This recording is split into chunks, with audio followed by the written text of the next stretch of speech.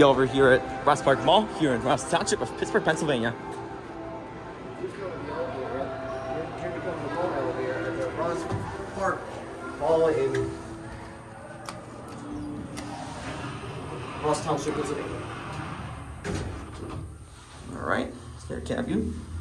Same cab. I don't think they changed it. It's like the ceilings look like it's gonna fall apart. Oh, really? Yeah. Oh. I feel it.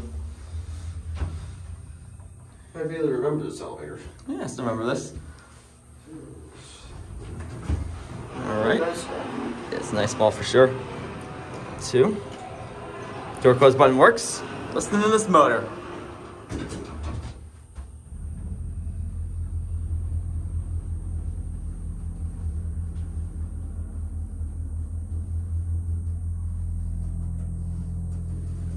Push the button, go out. Oh, I can see that classic lamp light. You can see the classic oven, Yeah, through the door cracks. Door cracks. Yeah, I can see it through the door. Oh boy.